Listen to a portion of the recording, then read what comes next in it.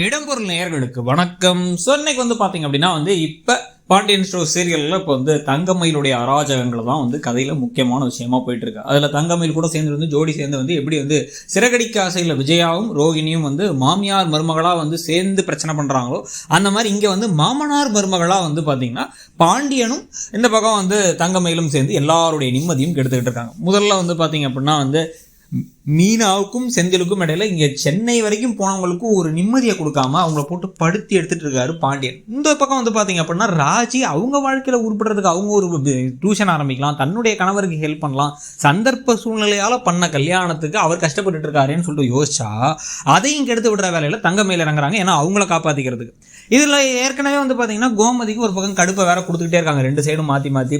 இது இல்லாம பார்த்தா சரவணனுக்கும் டார்ச்சர் மேல டார்ச்சரா இருக்கு. ஏன் அப்படின்னு பார்த்தீங்கன்னா சரவணன்ட்ட போய் எப்போ பார்த்தாலும் ராத்திரி அழுகிறது, உங்கள் அம்மா என்ன திட்டாங்க, உங்கள் தம்பி என்ன திட்டாரு அப்படின்ட்டு இவங்க சொன்னதெல்லாத்தையும் விட்டுட்டு இவங்க சைடில் இருக்க தப்பெல்லாம் விட்டுட்டு இவங்க பண்ண ஃப்ராடு தனங்கள்லாம் மறைச்சிட்டு இந்த கவரிங் மைல் என்ன பண்ணுறாங்க அப்படின்னா இப்போ சரவணனை ஏற்றி விடுறாங்க.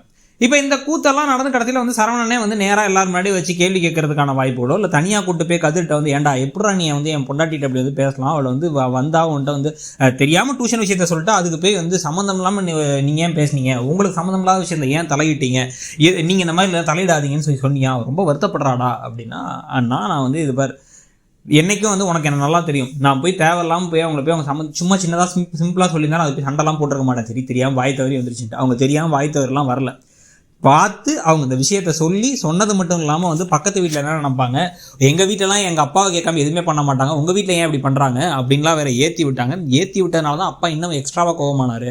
அவர்கிட்ட பொறுமையாக சொல்லி எடுத்து சொல்லியிருந்தா அதை எப்படியாச்சும் சரியாக இருந்திருக்கும். இப்போ ராஜி வருத்தப்பட்டு உட்காந்துருக்கா, அம்மாவை திட்டு வாங்கிக்கிட்டு இருக்காங்க. கடைசியில் அவர் எவ்வளோ கோவப்பட்டு என்னென்ன வார்த்தை விட்டார், என்ன உங்கள் அப்பா செத்துட்டாரா சொல்கிறதுக்குள்ளார அப்படின்லாம் கேட்டார். அவர் என்ன ஞாபகத்தில் இருக்கலாம் உனக்கு, அதனால தான் நான் அப்படின்னு மட்டும் தெளிவாக கதிர் சொல்லிட்டார். அப்படின்னா தங்கமயில் டபுள் கேம் விளாடுறாங்க, இங்கிட்ட ஒரு பேச்சு அங்கிட்ட ஒரு பேச்சு சொல்கிறாங்க, ஏற்றி விடவும் செய்கிறாங்க. இதில் வேற குடும்பத்தில் குழப்பத்தை உண்டு பண்ணிட்டு நான் போய் குழப்பத்தை உண்டு பண்ணுவேனான்னு கேட்கறது. உங்களுக்கும் உங்கள் தம்பிக்கடையில் சண்டை வரும்னு நினைக்கல, ஆனால் அவர் சொன்னது தப்பு, போய் கேளுங்க அப்படின்னு சொல்லி ஏற்றி விட்டது. இதெல்லாம் தெளிவாக புரிய ஆரம்பிச்சிடும். ஏமா ஃப்ராடு, பாதி உண்மையை சொல்லி பாதி பொய்யை சொல்லி வச்சிருக்கியா நீ எப்படிமா இந்த மாதிரி பண்ணலாம் நீ அப்படின்னு சரவணன் திருப்பி தங்கமயில திட்டினா தான் கரெக்டாக இருக்கும். சரவணனும் சேர்ந்து கடைசியில் கதிரை பேசி கதிர்கிட்ட வருத்தப்பட்டாரு அப்படின்னா கடைசியில் நிஜமா அரசி சொன்ன மாதிரி சரவணன், இந்த பக்கம் பார்த்தீங்கன்னா பாண்டியன், தங்கமயில் இவங்கெல்லாம் ஒரு கேங் ஆகிட்டு தனிக்கு சரவணன் பாவம் ரொம்ப நல்லவர் வேற. இந்த பக்கம் சம்மந்தமே இல்லாமல் பரிதாமல் எப்போ பார்த்தாலும் திட்டு வாங்குற கேங்கில் கதிர், அதுக்கப்புறம் ராஜி, மீனா, கௌமதின்னு எல்லாரும் வந்துருவாங்க. ஸோ அது என்ன நடக்க போதுங்கிறத பார்க்கலாம். தங்கமயில் மாட்டணும், இந்த மாதிரி சின்ன சின்ன பொய்கள் சொல்கிறது இப்போவே. அதில் பெருசாக சொன்ன பொய்யெல்லாம் என்றைக்கு மாட்ட போதும், அதுவும் கொஞ்சம் விரைவில் மாட்டா நல்லா தான் இருக்கும். ஆனால் அவ்வளோ சீக்கிரத்தில் கதையில் கொண்டு போக மாட்டாங்க.